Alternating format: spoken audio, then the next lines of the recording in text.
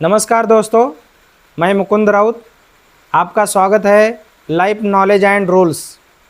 दोस्तों, लाइफ का नॉलेज लेते हुए और लाइफ के रूल समझते हुए हमने देखा कि पहले एपिसोड में हमारा शरीर किस चीज़ों में बनता है, किन किन चीज़ों में बनता है और किन चीज़ों में विलीन हो जाता है और किस तरह से विलीन हो जाता है।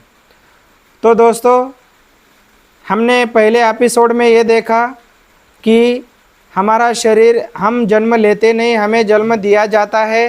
क्यों दिया जाता है, उसके बाद में हमारा शरीर किस तरह से बनता है और किन तत्वों में बनता है, किन तत्वों में विलीन हो जाता है।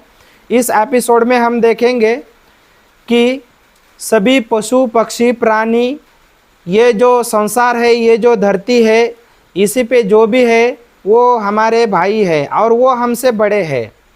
तो दोस्तों, बड़े किसे कहा जाता है? जो पहले जन्म लेता है उसे बड़े कहा जाता है।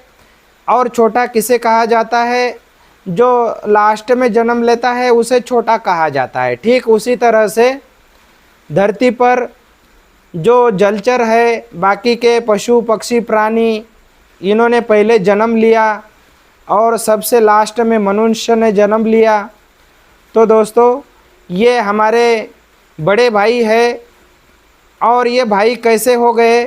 जैसे कि जो माता पिता से, जितने भी एक माता पिता से जो बच्चे होते हैं तो उनको भाई भाई कहा जाता है, वो सगे भाई होते हैं क्योंकि वो एक ही माता पिता से जन्म लेते हैं, तो उनको सगे भाई कहा जाता है।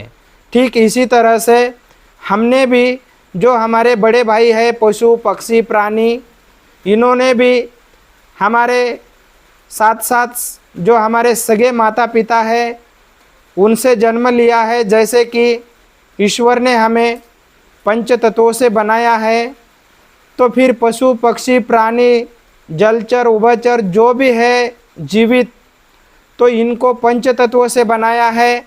और जो मनुष्य है इनको भी पंच तत्वों से बनाया है, तो फिर हम सगे भाई हो गए।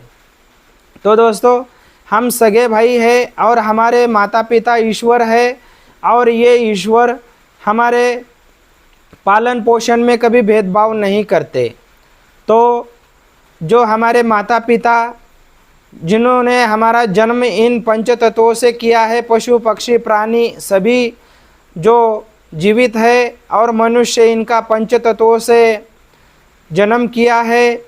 पंच तत्वों से हमारा पालन पोषण करते हैं और पालन पोषण में वो पशु पक्षी प्राणी और मानव में कोई भी भेदभाव नहीं करते। और जब उनका अस्तित्व अंत करना है तो इसी में भी वो कभी भेदभाव नहीं करते।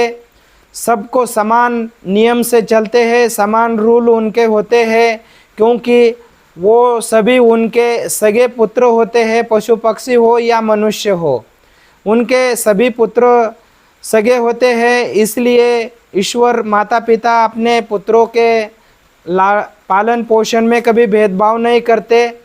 तो ठीक इसी तरह से क्या होता है कि हमें इन जो हमारे बड़े भाई है, तो इनके साथ साथ हमें ईश्वर ठीक अच्छी तरह से पालन पोषण करते हैं। तो दोस्तों, आप समझ गए होंगे कि हम जो है कि पशु पक्षी प्राणी, ये जो सभी है कि हमारे बड़े भाई है। तो दोस्तों, आगे चलकर हम ये देखने वाले हैं कि बड़े भाई के साथ में हम किस तरह से व्यवहार करना चाहिए और किस तरह से उनके साथ में रहना चाहिए।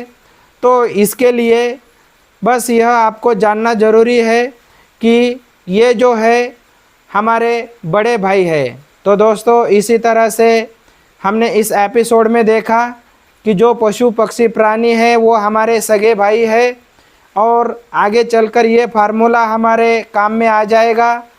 तो इस एपिसोड में इतना ही। तो दोस्तों, ये वीडियो सबके साथ शेयर कीजिए और चैनल को सब्सक्राइब कीजिए।